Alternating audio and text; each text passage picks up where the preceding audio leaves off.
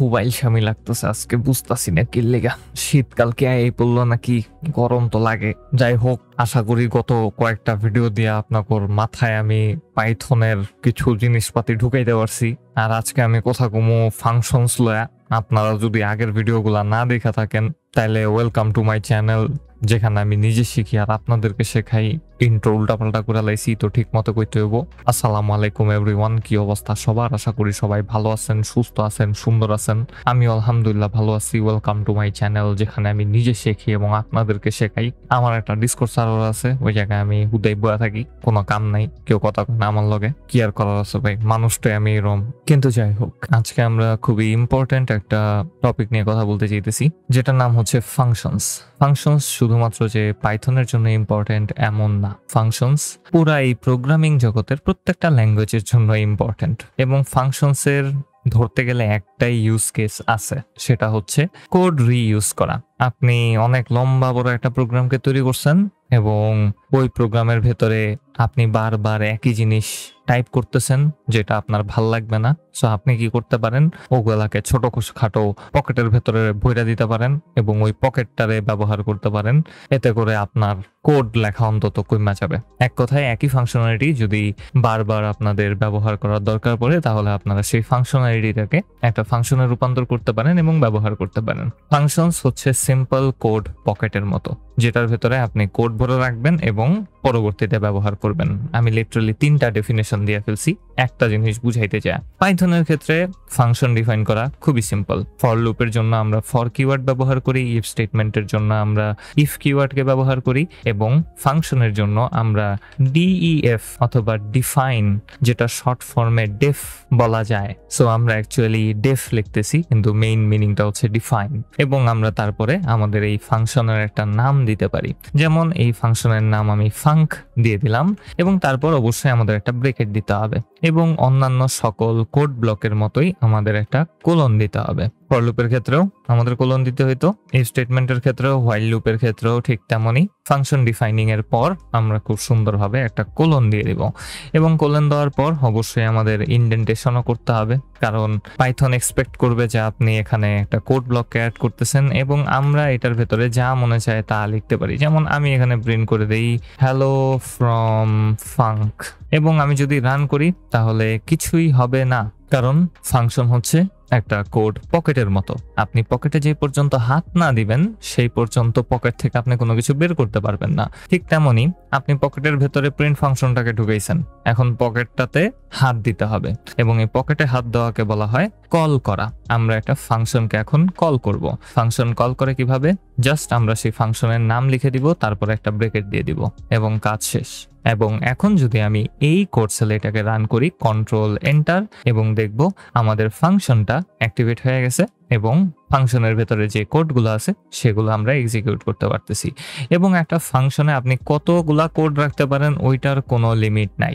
আপনি চাইলে আপনার পুরা প্রোগ্রামকে একটা ফাংশনের ভেতরে ঢুকাই দিতে পারেন এবং ওইটা কাজ করবে।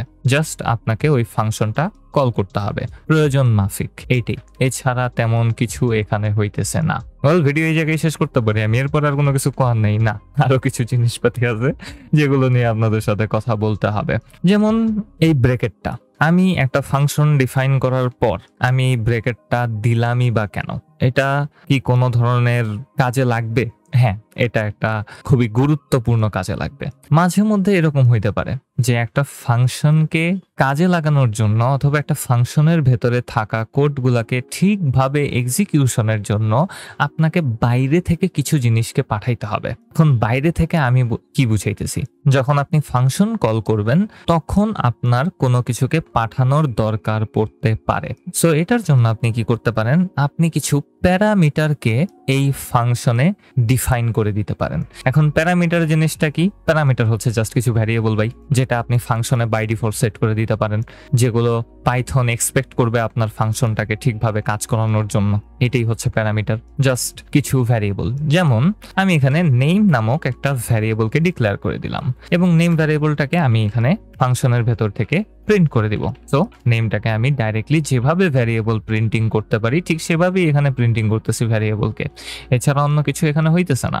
এন্ড আমি যদি এখন রান করি তাহলে আমাকে বিশাল বড় একটা এরর ছুঁড়া মারা হবে। আমি উপরের কোড সেলকে রান করি নেই ঠিক মতো, এবং রান করার পর আমি যদি আমাদের ফাংশনটাকে কল করি তাহলে এখানে খুব সুন্দরভাবে বলে দিবে funk missing one required positional argument name.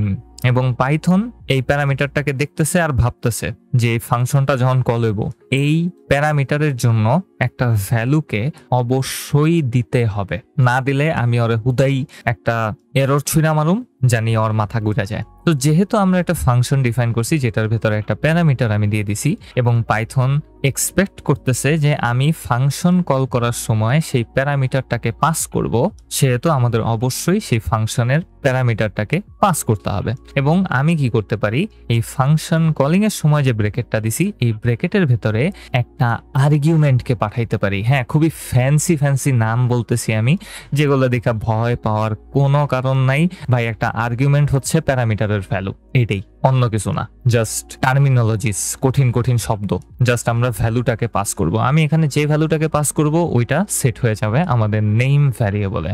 So আমি কলিং এর সময় আমার নামটাকে পাঠায় দিই এবং নামটাকে পাঠায় দেওয়ার পর আমি যদি কোড সেলটাকে এখন রান করি তাহলে দেখতে পারবো খুব সুন্দরভাবে আমাদের ফাংশনটা কল হয়েছে এবং কল হওয়ার পর এখানে আমরা যেটাকে পাস করছিলাম ভ্যালু আকারে সেটা নেমে সেট হয়ে গেছে।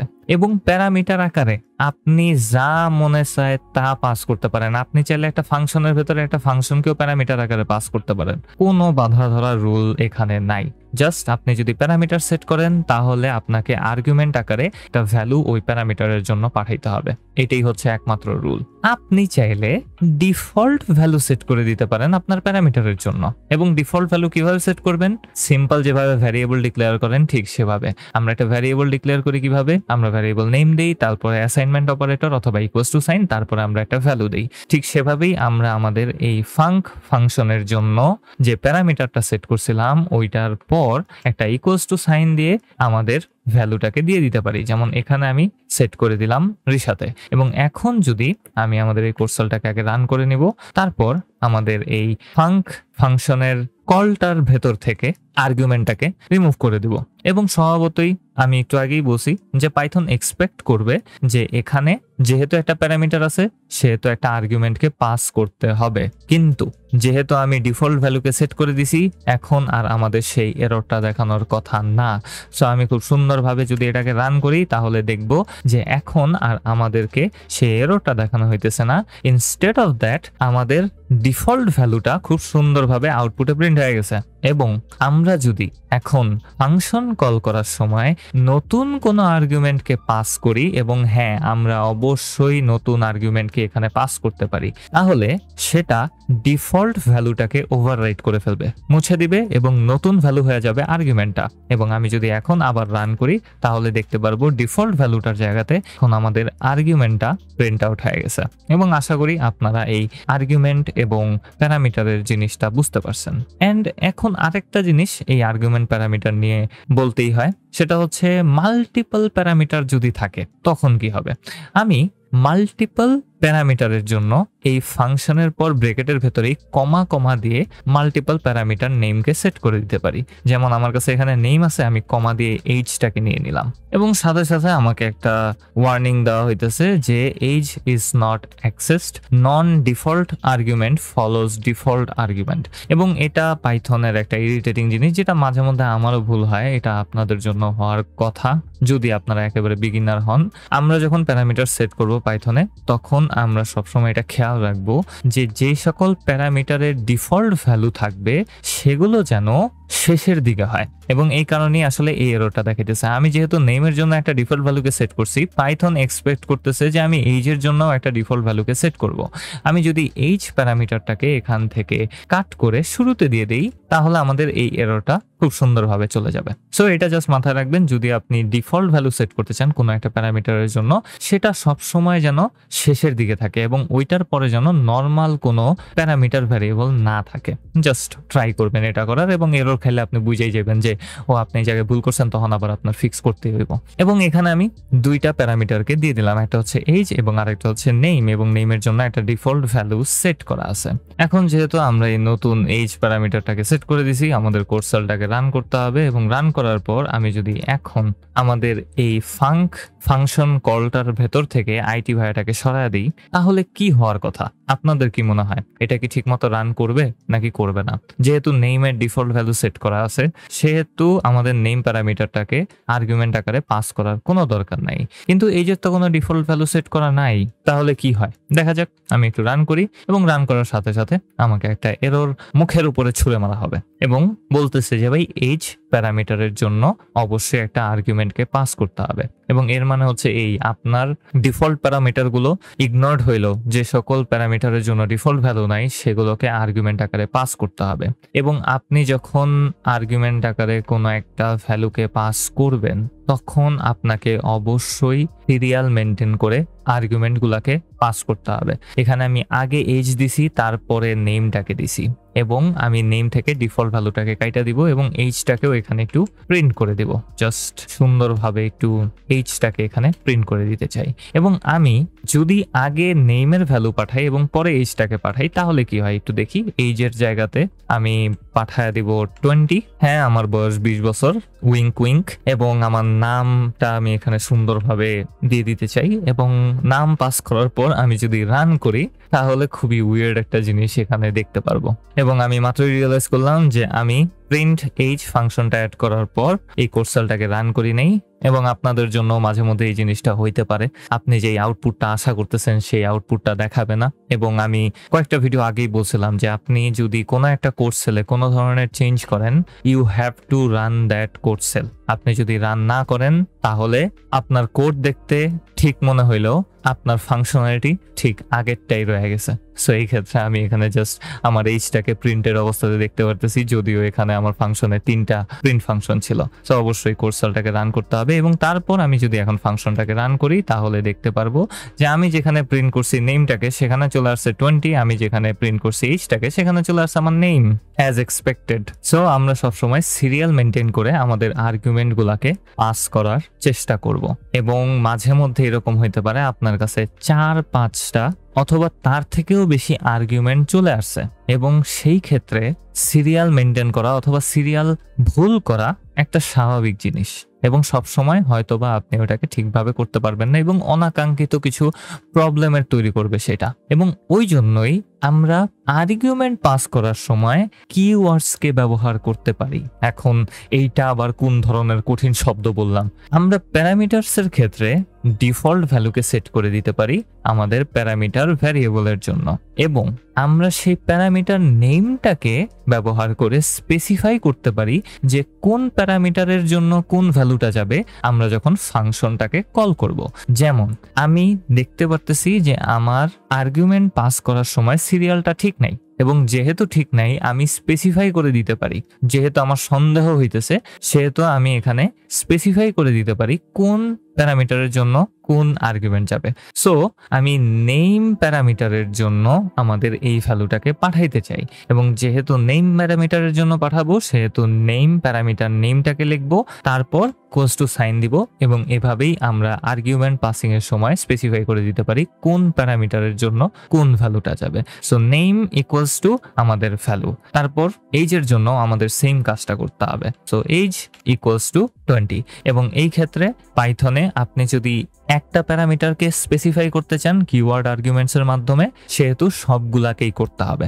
আপনি যদি একটা বাদ দেন, তাহলে আপনাদের ডাইরেক্টলি একটা এরর দেখাইতে পারে। সো রিস্ক নেওয়ার কোনো দরকার নাই। আমরা সুন্দর কোড লেখার চেষ্টা করব এবং ভুল ভ্রান্তি থেকে দূরে থাকার চেষ্টা করব। সো এই ক্ষেত্রে আমি স্পেসিফাই করে দিলাম আমাদের প্যারামিটার নেমের মাধ্যমে কোনটা কোন জায়গায় যাবে, এবং এখন যদি আমি রান করি তাহলে দেখতে পারবো আমাদের ভ্যালুগুলো ইন্টারচেঞ্জ হয়ে গেছে, এবং আমি প্রিন্ট নেমের জায়গাতে আমাদের নেমটাকে প্রিন্টেড দেখতে পারতেছি, এবং প্রিন্ট এইজের জায়গাতে আমাদের এইজটাকে প্রিন্টেড দেখতে পারতেছি। অ্যান্ড লাস্টলি এই ভিডিও শেষ করার আগে আপনাদের সাথে খুবই ইম্পর্টেন্ট একটা টপিক নিয়ে কথা বলা উচিত, সেটা হচ্ছে রিটার্ন স্টেটমেন্ট। আমি এই সিরিজের শুরুতে আপনাদেরকে দেখাইছিলাম যে কোড সেল কিভাবে কাজ করে। আমি যে কোনো কোড সেলের ভেতরে যে কোনো ভ্যারিয়েবল লিখে দিতে পারি এবং সেটা প্রিন্টেড হয়ে যাবে। তো আমি এখানে নতুন একটা ভ্যারিয়েবল নেই, name is equals to Rishad নামে কোড সেলটাকে রান করব। আমি অন্য আরেকটা কোড সেলের ভেতরে আমাদের ভ্যারিয়েবল নেমটাকে লিখে দিব এবং রান করার সাথে সাথে দেখব যে আমাদের ভ্যারিয়েবলটা আউটপুটে শো করতেছে। এবং এইটার পেছনের রিজনটা হচ্ছে এই রিটার্ন জিনিসটা। পাইথনের ক্ষেত্রে প্রত্যেকটা ভ্যারিয়েবল, এবং শুধু পাইথন না, প্রত্যেকটা ল্যাঙ্গুয়েজের ক্ষেত্রে প্রত্যেকটা ভ্যারিয়েবল একটা ভ্যালুকে রিটার্ন করে, স্টোর তো করেই, সাথে সাথে সেটা ওই জায়গাতে একটা ভ্যালুকে রিটার্ন করবে, ফেরত দিবে, যেটা অটোমেটিক্যালি হয়। সো যেখানেই আপনি এমন কোনো ভ্যারিয়েবল অথবা মেথডকে দেখবেন যেটা কোনো কিছুকে ফেরত দেয়, সেটাই আপনি এই কোড সেলের ভেতরে প্রিন্ট করতে পারেন। ঠিক তেমনি আমরা যে কোনো ফাংশনের ক্ষেত্রে কোনো কিছুকে ফেরত দিতে পারি, যেমন আমরা পাঠাইতে পারি, ঠিক তেমনি ওই ফাংশনটা আমাদেরকে ওই একটা জিনিস ফেরত দিতে পারে। এবং আমরা ফেরত পাওয়ার জন্য কি করব? লেটস সে আমি এখানে এমন একটা প্রোগ্রামকে তৈরি করতে চাই যেটা একটা অ্যারেকে প্যারামিটার আকারে নিবে এবং সেই অ্যারের ভেতর থেকে ইভেন এবং অড নাম্বারগুলার একটা লিস্ট তৈরি করবে এবং সেই লিস্টটাকে আমার কাছে ফেরত দিবে। সেটা আমরা কিভাবে করব? সো সিম্পলি আমি এখানে একটা কোডিং সেলকে নিয়ে নিব এবং এখানে একটা অ্যারের ব্যবস্থা করে নিব আমি। সো অ্যারে 1 2 3 4 5 6 পর্যন্ত নিয়ে নিলাম এবং আমি এখন একটা ফাংশন তৈরি করার চেষ্টা করব যেটা এই অ্যারেটাকে প্যারামিটার আকারে নিবে। সো ডিফাইন করব একটা ফাংশনকে এবং এটার নাম আমি যে কোনো কিছু দিতে পারতাম, আপাতত আমি এটাকে ফাঙ্কি দিয়ে দিলাম। তারপর ব্রেকেট দিয়ে আমাকে অবশ্যই একটা প্যারামিটারকে সেট করতে হবে। সো প্যারামিটারটা কি হবে? প্যারামিটার আমি দিয়ে দিলাম অ্যারে এবং তারপর কোলন, এবং আমি চাই ইভেন এবং অড নাম্বার বিশিষ্ট। অড নাম্বার বিশিষ্ট দিলে মনে হয় একই অ্যারে আমরা পাইতেছি। আমি জাস্ট চাই যে আমার এই অ্যারেটা থেকে সকল ইভেন নাম্বার যেন নতুন একটা অ্যারেতে অ্যাড হয় এবং আমরা যেন সেই অ্যারেটাকে ফেরত পাই। তো এই ক্ষেত্রে আমি জাস্ট সিম্পলি, যেহেতু অ্যারেটাকে ইনপুট আকারে পাইতেছি এবং নতুন একটা অ্যারেকে ফেরত চাইতেছি, সেহেতু নিউ অ্যারে নামক একটা ভ্যারিয়েবলকে নিয়ে নিব যেটা হবে একটা এমটি অ্যারে, এবং আমি আমাদের এই প্যারামিটারের ভেতর দিয়ে একটা লুপ চালাইতে পারি, রাইট? সো ফর নাম ইন অ্যারে, এবং আমরা জাস্ট চেক করব যে নাম্বারটা কি 2 দ্বারা বিভাজ্য কিনা। যদি 2 দ্বারা বিভাজ্য হয় তাহলে নিউ অ্যারের ভেতরে আমরা সেটাকে ঢুকিয়ে দিতে পারি, কারণ প্রত্যেকটা ইভেন নাম্বারই 2 দ্বারা বিভাজ্য হবে, এবং যেহেতু 2 দ্বারা বিভাজ্য হবে সেহেতু আমরা নতুন অ্যারেতে সেটাকে ঢুকিয়ে দিব। সো ইফ নাম modulo 2 is double equals to 0, এবং এর মাধ্যমে আমি চেক করতেছি যে নামকে যদি 2 দ্বারা ভাগ করা হয় তাহলে ভাগশেষ 0 কিনা। ভাগশেষ 0 মানে 2 দ্বারা ভাগ করা যায়। যদি হয় তাহলে আমরা আমাদের নতুন অ্যারেতে অ্যাপেন্ড করে দিতে পারি আমাদের নামটাকে, কারণ যেহেতু 2 দ্বারা বিভাজ্য তার মানে এটা একটা জোড় সংখ্যা। সো আমরা আমাদের নতুন অ্যারেতে এটাকে অ্যাড করে দিলাম, এবং অ্যাড করে দেওয়ার পর এখন আমরা আমাদের এই নতুন অ্যারেটাকে ফেরত পাবো কিভাবে? ফেরত পাওয়ার জন্য আমরা রিটার্ন স্টেটমেন্টের ব্যবহার করতে পারি, এবং এই রিটার্ন কিওয়ার্ডটা 2টা কাজ করে। এক, যখনই এই 8 নাম্বার লাইনে আমাদের এই ফাংশনের এক্সিকিউশন পৌঁছাবে, সাথে সাথে আমাদের এই ফাংশন এক্সিকিউশন স্টপ হয়ে যাবে। আপনি রিটার্ন স্টেটমেন্টটা একটা ফাংশনের যে কোনো জায়গাতে দিতে পারেন, এবং যখনই রিটার্ন কিওয়ার্ডটা পাইথন ক্যাচ করবে, সাথে সাথে আপনার ওই ফাংশনের কাজ শেষ। এবং তারপরে যদি কোনো ভ্যারিয়েবল অথবা ভ্যালু থাইকা থাকে, সেটাকে ফেরত পাঠানো হবে ফাংশন যেখানে কল হয়েছে ঠিক সেখানে। সো আমি এখানে রিটার্ন করে দিতেছি, যেহেতু আমাদের ফাংশনের শেষে আমরা রিটার্ন করতেছি নিউ অ্যারেটাকে, এবং বাই ডিফল্ট সকল ফাংশন একটা নান ভ্যালুকে রিটার্ন করে, নাল ভ্যালু, কিন্তু এই ক্ষেত্রে আমরা সেটাকে ওভাররাইট করে নতুন একটা অ্যারেকে রিটার্ন করে দিতেছি। এবং এখন যদি আমি আমার এই ফাংশনটাকে কল করতে চাই, আমি জাস্ট সিম্পলি আমাদের এই ফাংশনটাকে কল করব। আমাদের একটা প্যারামিটার সেট করা আছে, সো প্যারামিটারটা আমি এখন পাঠিয়ে দিব। আমাদের অ্যারেটা হচ্ছে প্যারামিটার ভ্যালুতে সেট হয়ে যাবে, অ্যান্ড এখন যদি আমি রান করি, যেহেতু এটা কোনো কিছুকে ফেরত দিতেছে, সেহেতু আমরা নিউ অ্যারেটাকে আউটপুটে দেখতে পারার কথা। আমি রান করলাম এবং আমাদের এখানে খুব সুন্দরভাবে একটা এরর দেখাইতেছে, কারণ আমি এই অ্যারের জন্য যে কোর্সেল আছে সেটাকে রান করি নেই। রান করে দিলাম। রান করার পর এখন যদি আমি আরেকবার রান করি, তাহলে দেখতে পারবো যে আমি একটা গাধা, কারণ আমি ফাংশন তৈরি করার সেলটাকেও রান করি নাই, এবং রান করার পর আবারও কল করতে হইতেছে পরের সেলটা আরেকবার রান করুম। আমি কেমনটা লাগে ভিডিও করার মাঝখানে এইসব ভুল করলে, কেমনটা লাগে? আশা করি আপনারা জিনিসটা এনজয় করছেন। যাই হোক, কোর্সেল রান করতে হইব ভাই, কোর্সেল রান করতে হইব। এবং এখন যদি ফাংশন কলটাকে আমি একটু সুন্দরভাবে রান করে দিই, তাহলে দেখতে পারবো আমরা একটা অ্যারেকে আউটপুটে দেখতে পারতেছি, যেটার ভেতরে শুধুমাত্র জোড় সংখ্যা আছে। এবং আরো ভালো দিক হচ্ছে, যখন কোনো ফাংশন, কোনো ভ্যারিয়েবল, কোনো ক্লাস কোনো কিছুকে আপনার কাছে ফেরত দিবে, আপনি সেটাকে একটা ভ্যারিয়েবলের ভেতরে স্টোর করে রাখতে পারেন। যেহেতু আমাদের এই ফাংশনটা একটা অ্যারেকে রিটার্ন করতেছে, সেহেতু আমি এই ফাংশনের আগে একটা ভ্যারিয়েবলকে অ্যাসাইন করে দিতে পারি, এবং সেই ভ্যারিয়েবলে এখন এই অ্যারেটা স্টোর হয়ে থাকবে। খুব সিম্পলি আমি এখানে ইভেন অ্যারে নামক একটা ভ্যারিয়েবলকে নিব এবং ক্লোজ টু সাইন দিয়ে দিব, এবং সাথে সাথে ফাংশনটা কল হবে। ফাংশন কল হওয়ার পর আমরা যেটাকে ফেরত পাবো সেটা আমাদের এই অ্যারের ভেতরে সেট হবে, এবং আমি যদি এখন রান করি তাহলে দেখতে পারবো আউটপুটটা চলে গেছে, কারণ এখন ফেরত পাওয়া ভ্যালুটা একটা ভ্যারিয়েবলের ভেতরে স্টোর হইতেছে। অ্যান্ড দেন ফাইনালি আমি খুব সুন্দরভাবে ইভেন অ্যারেটাকে যদি একটা কোর্স সেলে এক্সিকিউট করি, তাহলে আউটপুটটাকে দেখতে পারতেছি। And this is the beauty of functions. আপনি এখানে একটা ফাংশন তৈরি করছেন, যে ফাংশনটার কাজ হচ্ছে যে কোনো অ্যারেকে নেওয়া এবং সেটাকে একটা ইভেন অ্যারেতে রূপান্তর করা এবং ফেরত দিয়ে দেওয়া, এবং আপনি ফেরত পাওয়া ভ্যালুটাকে যে কোনো জায়গাতে ব্যবহার করতে পারেন। আশা করি এই ভিডিওটার মাধ্যমে আপনারা ফাংশন কিভাবে কাজ করে সে ব্যাপারে জানতে পারছেন। আমরা খুব অল্পই কাস্টম ফাংশনস তৈরি করব। আমার মনে হয় এই সিরিজে আমরা অত বেশি কাস্টম ফাংশনকে তৈরি করব না। কিছু কিছু স্পেসিফিক কাজের জন্য আমরা কাস্টম ফাংশনস তৈরি করতে পারি, কিন্তু আমি চেষ্টা করব ফাংশনসের কিছু উদাহরণ এই সিরিজের ভেতরে রাখার ডাটা অ্যানালাইসিসের ক্ষেত্রে, এবং আশা করি আপনারা সেগুলো থেকেও ভালো ইনফরমেশন গেইন করতে পারবেন। যদি ভিডিওটা ভালো লেগে থাকে তাহলে একটা লাইক করেন, একটা কমেন্ট করেন, একটা সাবস্ক্রাইব করেন, কারণ সাবস্ক্রাইব করলে আমার ভালো লাগে, আমার মনে শান্তি লাগে। পরবর্তী ভিডিওতে আবার কথা হবে।